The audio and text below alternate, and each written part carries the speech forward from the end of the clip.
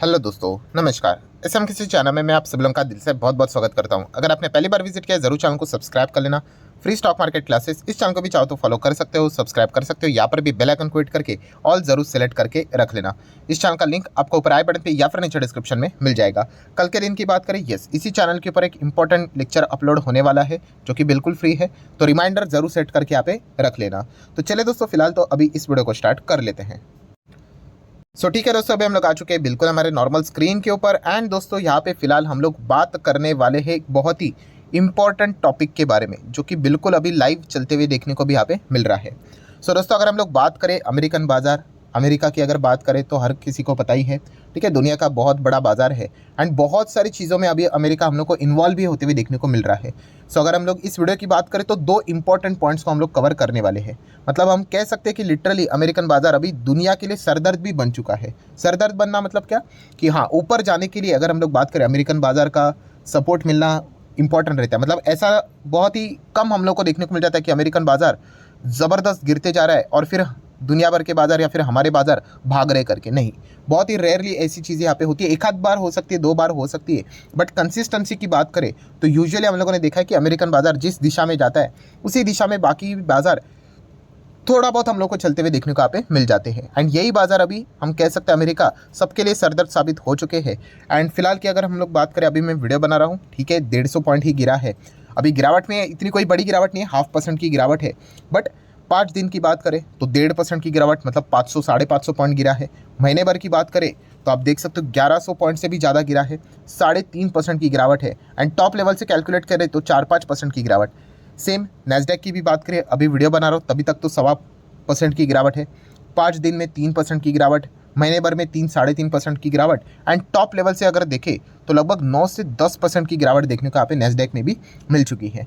जब भी अमेरिकन बाजार इस प्रकार से परफॉर्मेंस दिखा देते तो दुनिया भर के बाजार, या फिर हम हमारे निफ्टी की भी बात करें तो निफ्टी तो हमारा कोई क्रैश भी नहीं होता है, बट हाँ, ऊपर जाने के लिए जो अपॉर्चुनिटी रहती है हमारे बाजार में, इतना अच्छा कुछ हो रहा है, वो थोड़ा बहुत हम लोग को स्लो डाउन होते हुए देखने को यहाँ पे मिल जाती है। एंड अभी इसी माहौल में अगर हम लोग बात करें तो पॉवेल जी ने भी कल के दिन एक और नया तड़का लगा दिया, ठीक है। एंड इस मंथ की बात करें तो ये मंथ खत्म होते होते आपको पता ही है एफओएमसी की बैठक भी है, तो इस चीज़ के चलते अमेरिकन बाजार की ओर और भी ज़्यादा फोकस यहाँ पे रहने वाला है। तो पॉवेल जी की कल के दिन की बातें आपको पता ही है, उनकी कमेंट्री के चलते जिस प्रकार से बाजार टॉप लेवल से गिरा, ठीक है, बहुत ही तेज गिरावट देखने को मिली। कुछ ही चंद मिनटों में हम कह सकते हैं 250-300 पॉइंट की गिरावट हम लोग को देखने को मिली थी, ठीक है। हम लोग टॉप लेवल से बात कर रहे हैं, इसलिए वो गिरावट ज़्यादा बड़ी नज़र नहीं आई होगी, पॉइंट में ही देखने को मिली होगी। बट यस, जितनी भी बढ़त अमेरिकन बाजार ने पाई थी वो सब खो ली। क्यों? क्योंकि इन्फ्लेशन की अगर हम लोग बात करें, अभी भी देखा गया तो सेंट्रल बैंक, मतलब फेडरल रिजर्व की बात करें, पॉवेल जी की बात करें, कॉन्फिडेंट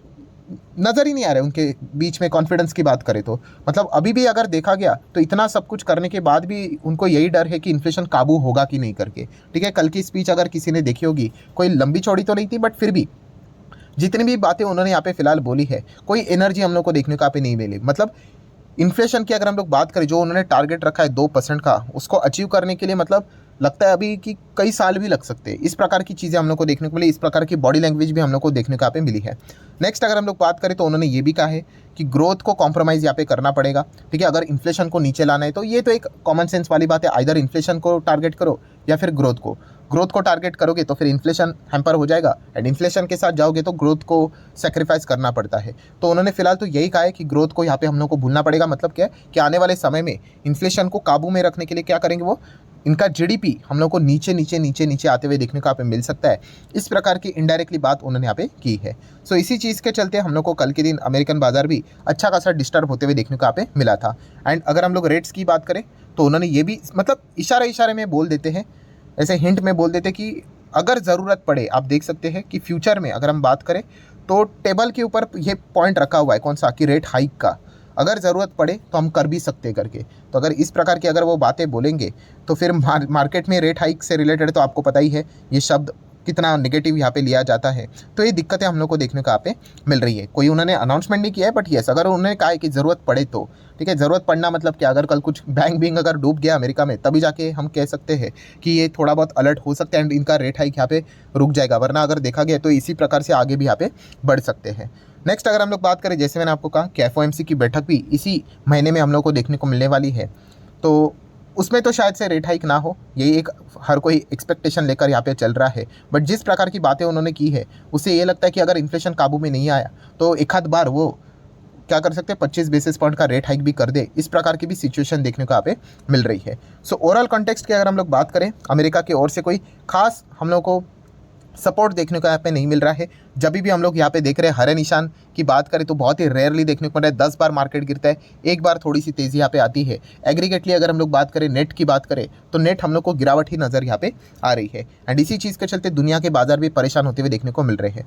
ये तो चीज़ें अभी तक चल रही थी, बट उसी के साथ साथ अगर हम लोग बात करें सबसे बड़ी प्रॉब्लम क्या है, सबसे बड़ी प्रॉब्लम ये भी है कि इजराइल की अगर हम लोग बात करें, जहाँ पे वो वॉर यहाँ पे चल रहा है, तो इजराइल के वॉर को फंडिंग देने के लिए भी अमेरिका अभी रेडी हो रहा है। यस, एंड उन्होंने मतलब अगर देखा गया तो आप देख सकते हैं सोर्सेज के जरिए है, अभी तक सारी चीज़ें पास होना बाकी है, बट बाइडन कंसीडर कर रहे $100 बिलियन की फंड रिक्वेस्ट। किस चीज़ के लिए? कि यूक्रेन से रिलेटेड तो फंड तो वो प्रोवाइड कर ही रहे हैं रशिया के साथ फाइट करने के लिए, प्लस उसी के साथ साथ अभी वो इजराइल को भी यहाँ पे फंड्स प्रोवाइड करेंगे।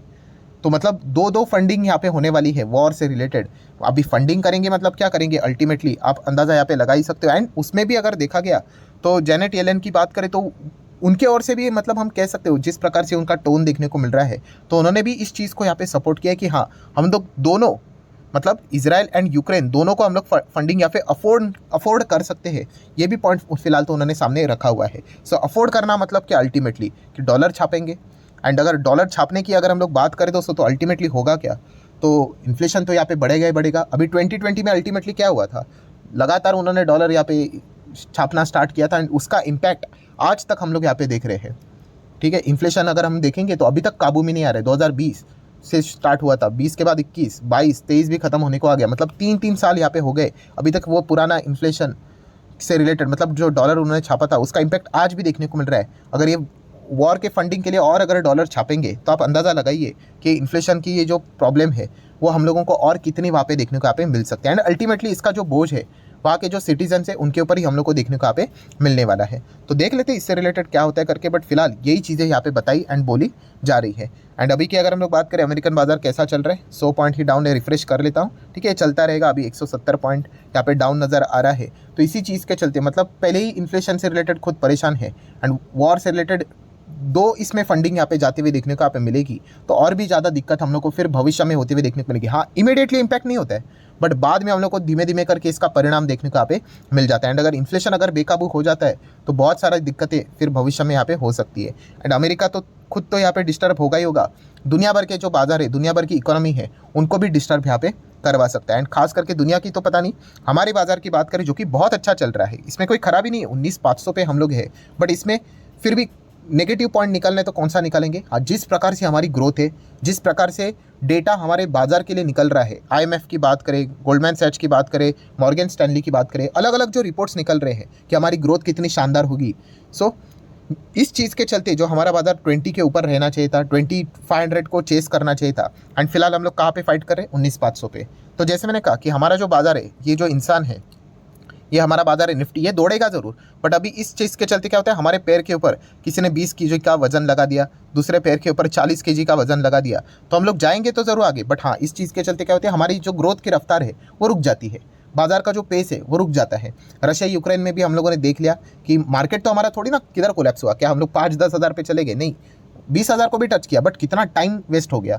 तो यही चीज़ें हम लोग को देखने को यहाँ पे मिल सकती है कि बहुत ज़्यादा टाइम इसमें यहाँ पे चला जा सकता है। आप 5 साल का भी डेटा देख सकते हो, अल्टीमेटली 94% के रिटर्न्स नजर आएंगे, बट ये बीच में अगर हम लोग बात करें, ये देखिए पूरा 1 से 1.5 साल इसी में बर्बाद हो गया। तो इस प्रकार की जो चीज़ें रहेगी, हमारे बाजार का जो पेस रहेगा, जो रफ्तार रहेगी, उसको क्या कर देगा, यस, स्लो कर देगा। ये भी देखने को यहाँ पे मिल रहा है।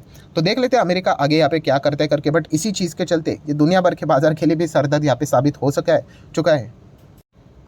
एंड वहाँ पे भी अगर देखा गया तो डेप्ट सीलिंग से रिलेटेड वो चीज़ें बीच बीच में यहाँ पे चल रही थी, उसका भी मतलब वापस हम लोगों को चीज़ें होते हुए देखने को मिलने वाली है। वो तो एक्सटेंशन यहाँ पे मिला था नवंबर में, आई गेस उससे रिलेटेड बात यहाँ पे होने वाली है। प्लस अगर देखा गया तो अमेरिका में भी अगले साल इलेक्शन देखने को मिलने वाला है, तो वो भी एक माजरा यहाँ पे रहने वाला है। तो बहुत कुछ सुपर ड्रामा हम लोग को देखने को यहाँ पे मिलेगा। हाँ, बट इस चीज़ के चलते एज अ इन्वेस्टर हमें कोई डरने की जरूरत नहीं होती। आपने मार्केट में कदम रखा है ना, ये टॉर्चर वाली चीज़ें जिंदगी भर चलती रहेगी। कोई इसके ऊपर बॉम्ब फेंकेगा, कोई उसके ऊपर बॉम्ब फेंकेगा, कोई ये करेगा, कोई वो करेगा, ये चलता रहता है। हमारे बाजार की जर्नी यहाँ पे चलती रहती है, तो इससे डरने की जरूरत नहीं होती। बट येस, क्या क्या चीज़ें हो रही है वो थोड़ा बहुत हम लोग को पता है यहाँ पे होना चाहिए। सो आशा करता हूं दोस्तों वीडियो हेल्पफुल लगा होगा। तो चाहो तो आप इसको लाइक एंड शेयर कर सकते हो। एंड फिलहाल तो अमेरिकन बाजार के ऊपर फोकस रहेगा।